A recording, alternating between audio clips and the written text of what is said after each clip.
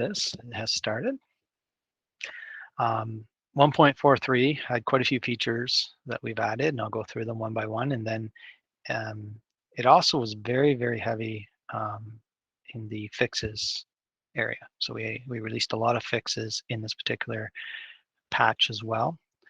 This release, we won't be going through all of the fixes, but if there's questions about the fixes, by all means, you should reach out to support and or your project manager, and we can walk you through those.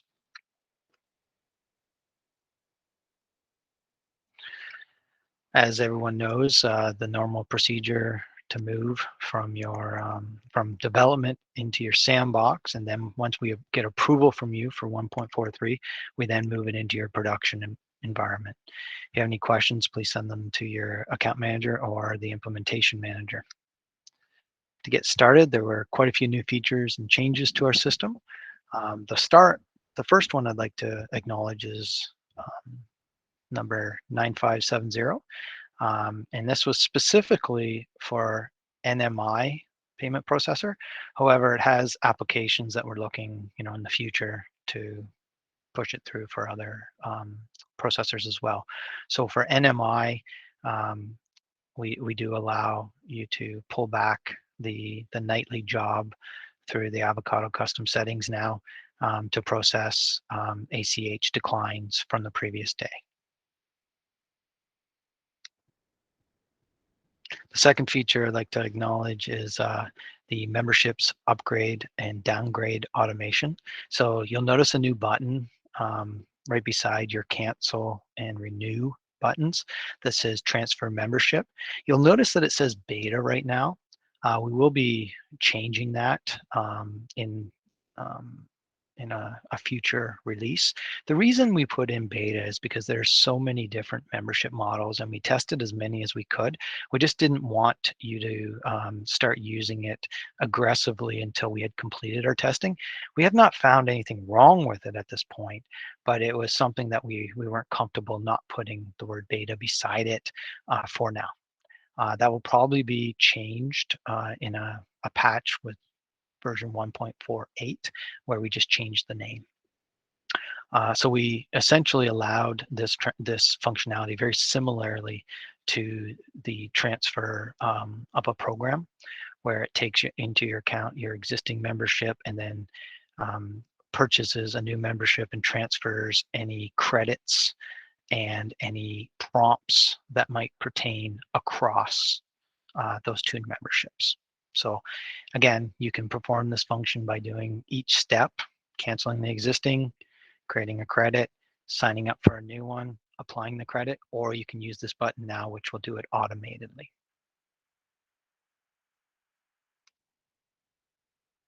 Third feature we'd like to acknowledge is the membership filters by available programs only.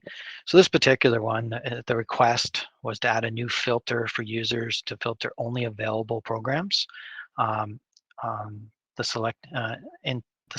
selected contacts can register for. The filter uses age, memberships, and price group information from the instance to find the programs that are eligible. So because it does that, there is this need to configure a nightly job. So it's something that you should know. It's only as good as the job that is run the night before. It's not something that changes dynamically. Specifically, it goes through the nightly job and understands who's in your family and what ages there are, and if there's any specific age restrictions on those price groups to determine what programs you're applicable to show. So that is 9590. 9767, we had, if you remember in the past release, we released prompts for memberships. One of the things that was pointed out to us was we weren't quite done with that feature. We needed to be able to see the prompts. So this particular task introduces the ability to see the prompts rather than just in the back end, but through the Avocado menu. So on the membership, as you can see here on the screen, you'll see the little icon right beside the membership that allows you to see the prompts that you filled out for that membership.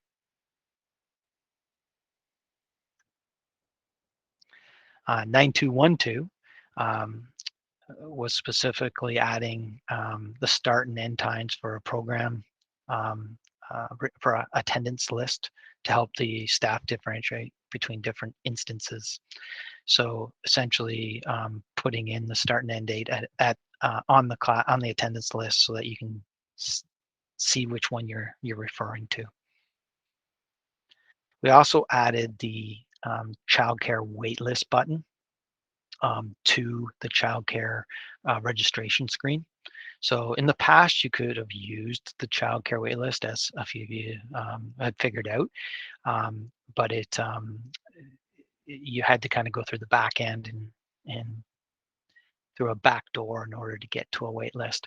So this basically allowed the wait list functionality for childcare registrations, both in the menu and in the portal.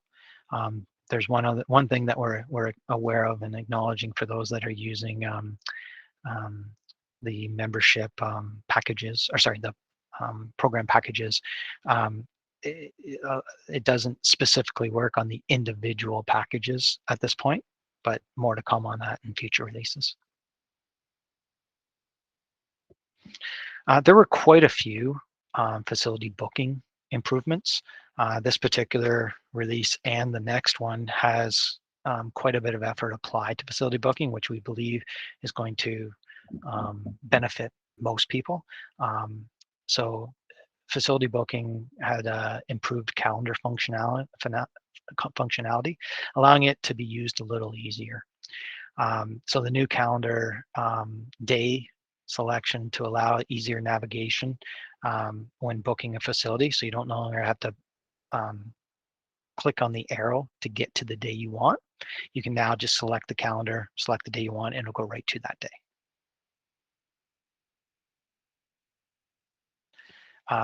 Similarly, 9503 was also improved.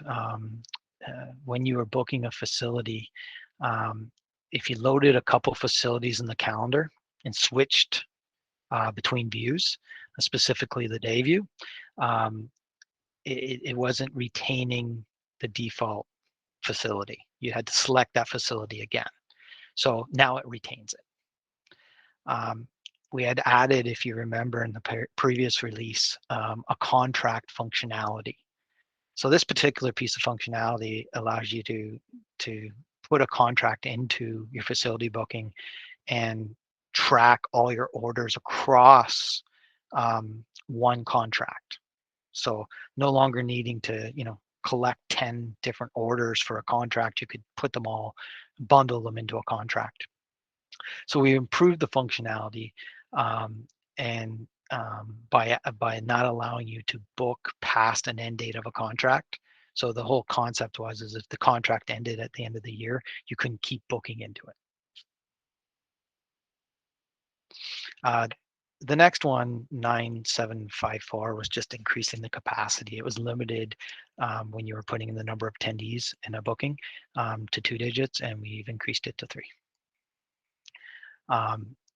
For facility booking 9729, when you selected on the calendar view in the past, it would always put in the start time of the facility. And we've changed that to actually default to the time you clicked on. So if you click on 5 p.m. now, it's going to automatically fill into 5 p.m. For 9740, in the past, when you navigated away from a facility booking, it didn't warn you. So this was simply putting in a warning so that you didn't lose the facility booking you were on. Notes has been a big piece of functionality that we've been working on within facility bookings and calendars specifically. So in the past, it allowed you to put in a note for someone who may, sports partner who might actually book your facility every Thursday and let's say Saturday. Putting in the note allowed you to put in block the time or just have a note saying, don't forget to do something. But it also allowed you to put in buffers and time, block the time so people couldn't book it right up to the hour before the next booking.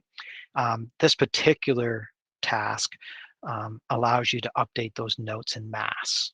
So no longer just putting in a new note or deleting the old note, putting a new note. You could now update these notes on multiple reoccurring bookings. Very, very batch driven. For 9239, this was allowing you to add future bookings to existing or new orders. So in the past, you weren't able to actually put bookings on an existing order. So you literally had to create new orders, and out of that came a lot of orders. So this particular functionality allows you, when you're putting in a new booking, to either create a new order or select the orders that you're going to merge these bookings into. So it's a path that we've been working towards, not just to add bookings to orders, but to also allow you to consolidate those bookings into a mass invoice. So um, functionality that I could see relaying to other areas of the application of the Avocado solution as well. We added a search button when you're reviewing your facility bookings. A lot of focus has been put, and a lot of effort's been put in on how to filter your bookings. And this is just yet another extension of that, where we actually allow you to search for keywords. 9711, we removed the program and camp buttons when you're under the programs area. They were very specific to previous versions of Avocado when we had hard-coded the divisions. So for those of you that have been through the journey of moving to dynamic divisions, this is just one of the steps that was required to remove that last piece of hard-coded divisions. On 9694, this is increasing the performance of how we search instances. Some people were most people were experiencing, when they were looking at all their instances, the system was not able to do that. So you had to add a filter. So we've increased that performance, and this is something we're probably going to have to continue to increase in the coming months and quarters in order to keep up with the velocity of instances that's in the system now. 9070. In the past, we had used native Salesforce functionality to send confirmation emails when you bought a membership on the portal. And this is just a setting that now allows you to set it as a global setting for that particular area. And it's found in your Avocado custom settings. If you have any questions about this or how to configure it, by all means, contact our support team and they'll assist you through it. 9200B was just adding an additional piece of functionality where the facility pricing methods were available on both the menu and in the portal. And there were certain circumstances when we needed to hide them from the portal. So we've added a publicly visible piece of functionality that allows you to not provide that pricing method through your portal should you be doing facility bookings on your portal.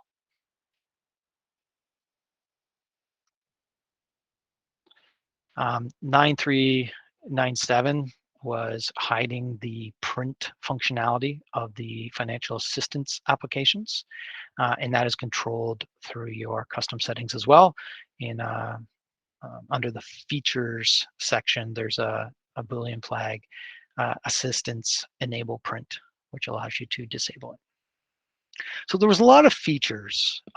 We rock through them fairly quickly, but a lot of focus in this release has been put on adding those features. And then we also have a lot of fixes that we had put in. I believe there's 22 that we recorded. And I'm not going to go over all of them in detail, as we usually don't. What I will point out is there was a couple major ones, namely one that I wanted to bring up in this meeting, which was the payments and processing. A few of you are experiencing a lot of payments and processing issues where your payments are actually being stuck in a processing state. As you know, we're monitoring that from our support desk and making sure that it doesn't affect you. However, this particular release has quite a few features that we believe are going to resolve a lot of those issues, if not all. We've been very cautious in how we make those changes, and this particular one is kind of the result of a lot of previous releases and our findings in those releases. So very important one to get into your production environment so that we stop receiving those payments and processing. And that is the list of bugs, issues, fixes, and features for version 1.47. We'll just end the discussion by talking about what's in development. We're currently just closing out version 1.48, and it'll go into QA. And you'll hear very shortly about it being available for your sandbox. We have a standard disclaimer here that we usually put in that the things we say we're working on may or may not be completed in this particular phase, in this sprint. So just know that we're working towards that. We're hopeful that we can get all these in. One of the big ones is the third-party billing rollover. That one is going to be in your version 1.48, and it's looking very good. So in the previous releases, we had done program rollover, and this just extends it to the third-party billing piece of that. There are a few more facility booking enhancements, namely invoicing, where it actually is going to allow you not just to have orders, but have an invoice for the order, much like a customer statement, only for invoicing. We've added tax by age. So being able to actually tax your programs by the age of the registrant, and adjustments by age. So two pretty major features that we're glad to be bringing to you. We've added a help link, so we're changing a bit about how we do help. It's a journey we're going on in the next few quarters, so please stay with us.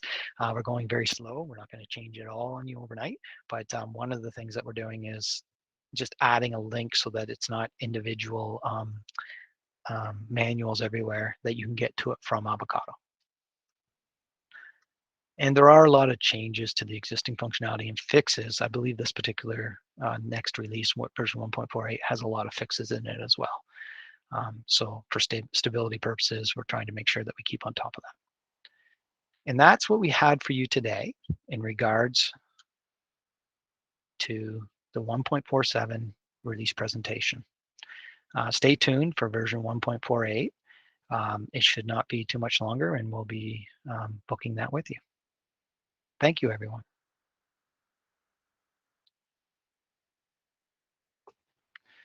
And I'm sorry, Mark, I know you just joined, but we just completed the presentation.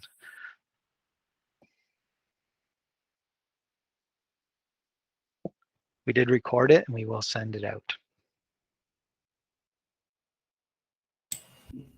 Great. Thank you, Matthew.